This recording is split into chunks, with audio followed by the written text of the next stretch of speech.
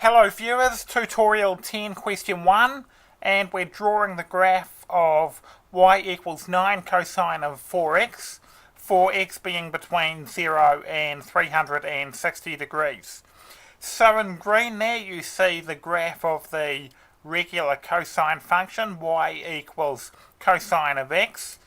So we'll build the 9 and the 4 into our graph one at a time, starting with the 9, which is the value of a in y equals a cosine of bx.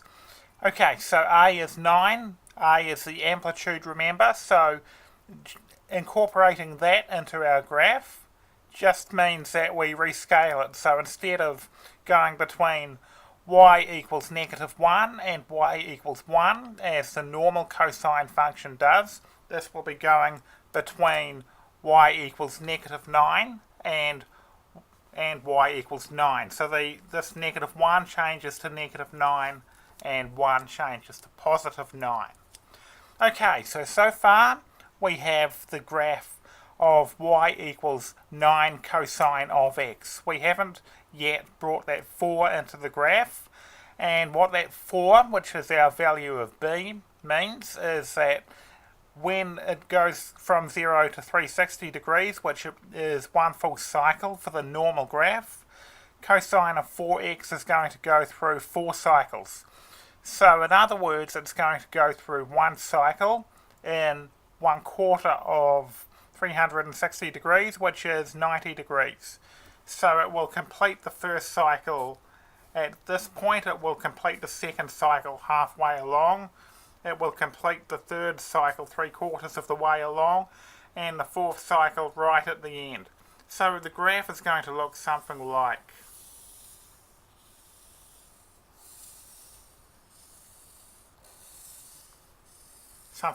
that, although ideally a little bit more evenly spaced. So it finishes the first cycle at 90 degrees, it finishes the second cycle at 180, finishes the third cycle at 270.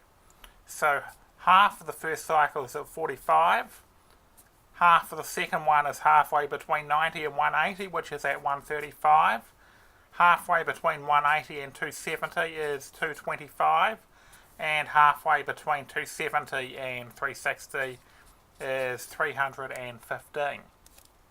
So that's what the graph of 9 cosine of 4x looks like.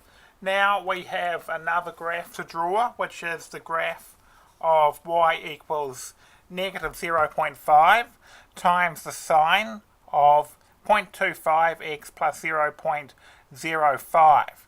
And this time we are in units of radians because we are asked for the graph between 0 and 2 pi. Okay, so a is in this case -0.45. So that tells us that the bottom of the graph is going to be at -0.45 and the top will be at +0.45 because our amplitude is 0.45. Now the negative sign, the negative in the front there, turns the whole thing upside down. So whereas the normal sine of x graph goes upwards, starting from the origin, it heads upwards first, this function is going to start off by heading downwards. So it's going to go down first and then up. So far we've got the graph of -0.45 times the sine of just x. We haven't incorporated the 0.25 into our graph, and we haven't incorporated the 0.05 into our graph yet. So that's the next job. So the normal sine graph completes a full cycle between 0 and 2 pi if we're working in radians.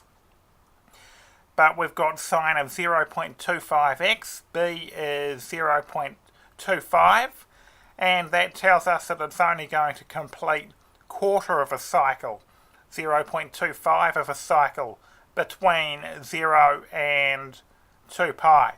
So the first quarter of the cycle is where it reaches its minimum value there. So this little bit is quarter of a cycle. Then the second quarter of a cycle is from where it reaches its minimum to its x-intercept. Then it's another quarter of a cycle up to the maximum, and then another quarter of a cycle to back to the x-intercept. But it's only going to go through the first quarter of a cycle, so this part of the graph is going to be stretched out all the way from 0 to 2 pi. So it's only going to reach its minimum at 2 pi.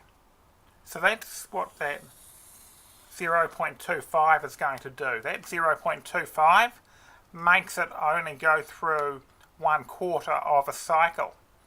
Now we need to look at the effect of that 0.05.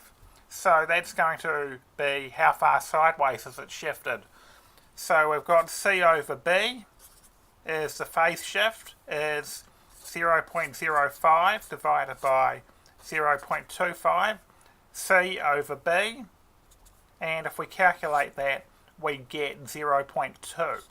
So it's going to be shifted to the left because it's a plus inside the bracket, so it's shifted to the left by 0.2, so it's actually going to be something more like it's going to reach its minimum about 0.2 before 2 pi. So 2 pi is 6.283. That subtracts 0.2 from that, so 6.283 minus 0.2 is going to be 6.083, is where it's going to reach its minimum. And then it's going to turn upwards very, very slightly from there because it's started heading towards its x-intercept. Okay, so now we need to figure out what the y-intercept is. The y-intercept is going to be, if we put in x equals 0, we always find the y-intercept by setting x equal to 0. So if we do that, we get negative 0.45 sine of 0.05, and that turns out to be negative 0.0225. Okay, thanks for watching. Over and out.